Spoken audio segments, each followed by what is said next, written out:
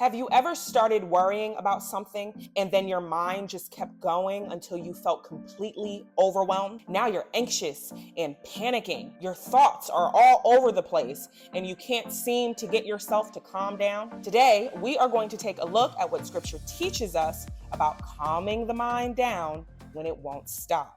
Hey girlfriend, welcome back, or welcome if you are new. Sound Mind Women helps women to grow in their emotional and spiritual maturity so that they can think clearly, respond wisely, and live grounded. My name is Janae Helene, and I am here to help you apply Scripture to your real life emotions and relationships. Let's take a look at what Scripture shows us to do when our mind won't stop. We're going to go over to the book of Philippians, chapter 4, and we're going to read from verses 6 to 7.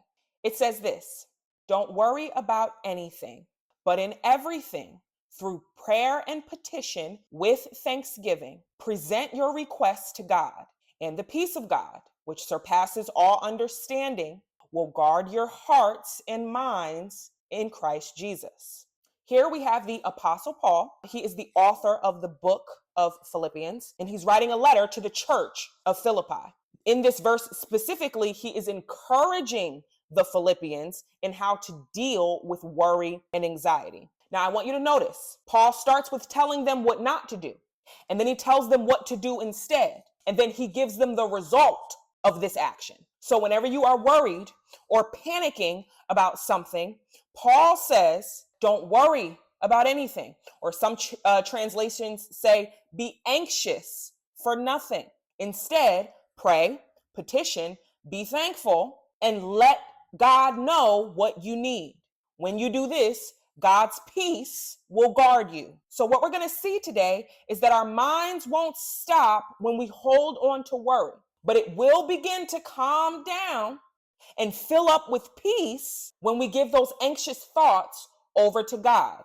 Now, I want us to understand something. When Paul is saying, don't worry about anything or be anxious for nothing, this is not to assume that anxiety will never come or that worry will never come. That is not what he means here. He doesn't mean that you're doing something wrong if you feel anxious or if you feel worried. What he is saying is when the feeling comes, you don't have to accept it. When the feeling comes, you don't have to dwell on it. You don't have to meditate on it. You don't have to stay there. Instead, do this. So instead of worrying, bring it to God, right? He eventually says, present your requests to God. He says, don't worry about anything, but in everything, through prayer, petition, and thanksgiving. What Paul is showing us here is that we don't just remove the worry, the anxiety, the panic, the overthinking. We don't just remove it, we replace it with something. When you are trying to get rid of a bad habit, we can't just tell ourselves, all right, I just can't do this anymore. I'm just not going to do this anymore. All right, I'm going to stop doing this tomorrow. I won't be doing this again.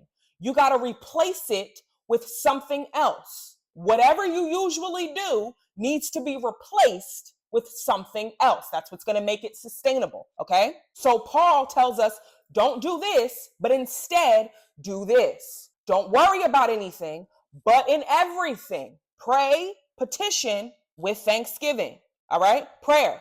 Prayer is how we communicate with God. So you talk to him about what's on your mind. Petition. This is asking God for something specific. Okay, this is slightly different from just praying. When we pray, we are communicating with God. We're having a conversation with him. But when we are petitioning, we are seeking something specific. Okay, it's an earnest request. It's a specific asking. It's going to God because you need help. So I'm praying, I am petitioning, Lord, this is what I need, right? We don't got to sugarcoat. He knows already. Be specific. This is the issue. This is what has overtaken my mind. This is what's bringing me worry and fear and anxiety, right? So we pray, we petition with thanksgiving. Thanksgiving, it's gratitude. It's to give thanks. So while you are still worried, while the situation is still unresolved, you can thank him anyway. That is what Paul is saying. We pray about it. We petition about it. Nothing has changed. Nothing's been resolved, but I am still going to give him thanks anyway. We choose to thank him before the situation changes. We choose to thank him while we're still in the storm. And then the peace of God, which surpasses all understanding, will guard your heart and your mind in Christ Jesus. This means that when we bring our worries to God in prayer, he doesn't just remove the problem, he brings you a peace. He is protecting your mind in the middle of the storm. So even when nothing around you has changed, what's happening on the inside of you begins to change. Your mind begins to calm down. You begin to feel joy, and you can't even explain why. The problem hasn't gone anywhere. The problem is still there, but you aren't affected by it anymore like you used to be. This is the peace that surpasses all understanding. No one can understand why you are at such peace right now when the tide is high, but you are at peace. Before we close, I want you to ask yourself, number one, what thoughts have I been holding on to instead of bringing them to God? Number two, when my mind starts to race, do I turn those thoughts into prayer or do I sit with them? And then number three, am I truly trusting God with what I have given him, or am I picking the worry back up? For the next 7 days, I want us to practice this in any moment of fear, anxiety, worry, or panic. I want us to bring the thought to God, turn it into prayer, let him know exactly what you need, thank him before anything has changed. Choose to trust him and then enjoy the rest of your day. I'll close with this. Growth doesn't happen by hearing.